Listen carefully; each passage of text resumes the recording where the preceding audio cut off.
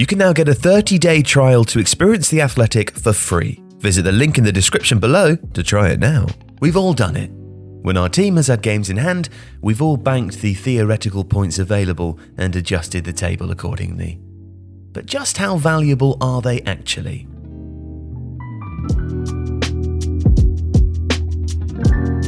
Now, in theory, knowing what you have to do could be an advantage. But psychologically, being far behind everyone else might be counterproductive. It's never great to play catch-up, a former Premier League manager told The Athletic, particularly if you're playing under pressure anyway. It also turns out that those at the top of the game can subconsciously delude themselves in much the same way as the rest of us. It's a difficult one, says a manager and former Premier League assistant, because games in hand can sometimes give players and management a false sense of security. But then when the actual games come, there is that added pressure, the feeling that we must get something out of this game, and quickly that can transfer to the crowd. The Athletic canvassed opinion from Premier League managers, coaches and players, and while there were acknowledgements that having games in hand could play psychological tricks on your near rivals, the general opinion was universal. It's always better to have the games in the books and the points in the bag. So what of Burnley, who'd played just 18 Premier League games by the beginning of February? Well, Sean Dyche has played down the possible impact, both physically and psychologically, when asked about it. But there's no hiding that he and his players would rather have points already on the board. However, the belief within the group remains, and having games in hand is viewed as an opportunity rather than something to cause panic about being at the bottom of the table.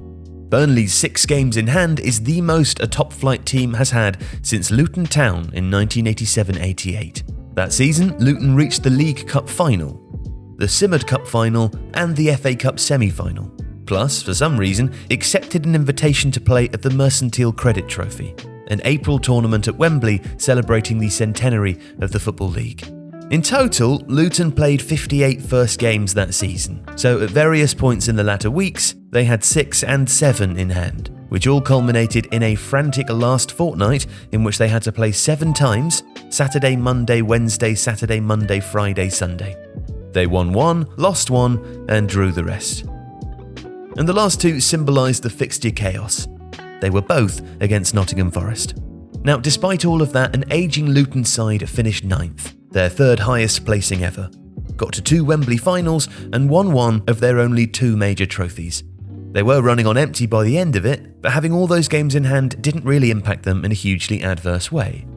Now, in the Premier League era, a team has never had more than Burnley's 6 games in hand, but both QPR and Liverpool had 5 in the 1994-95 season. The Liverpool example was really a quirk of the calendar.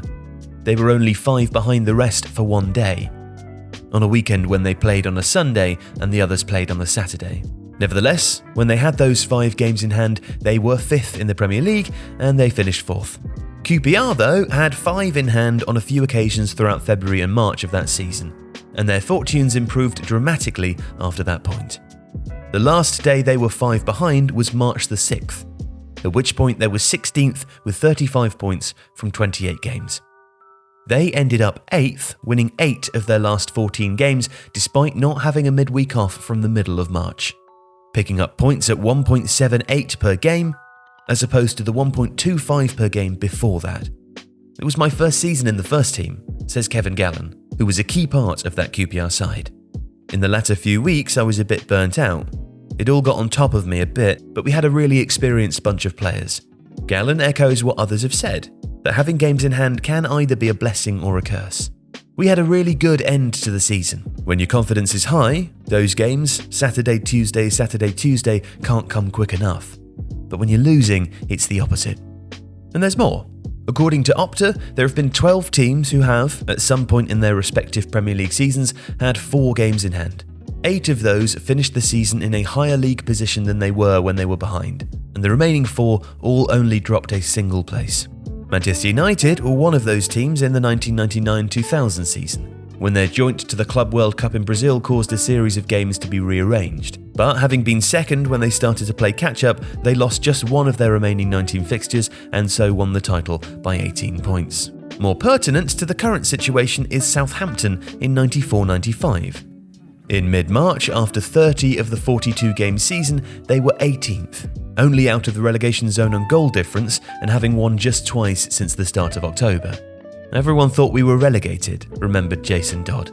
Now, they were not only playing catch-up, having to play every midweek bar one, but they also had to face 7 of the eventual top 9. We went to Forest and got turned over 3-0. It was after that game where we said, boys, come on, we've got to get our asses in gear. Then we had Newcastle and Spurs.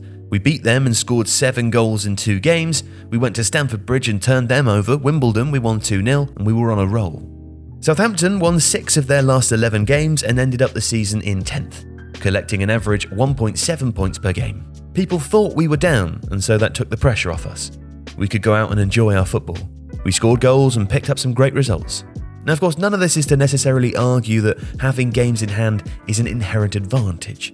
Just to say that in the Premier League era, despite the anecdotal concerns, it hasn't had a negative impact on a team's form. How useful are games in hand? Well, it depends on who has them.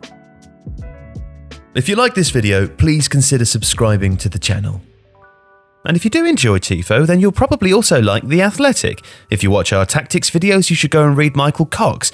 If you're into data, read Mark Carey. And if you're into transfers, it's David Ornstein. Plus, if you're a fan of any Premier League team, then there's a journalist dedicated to you, and you can try it for free for 30 days now by clicking the link in the description.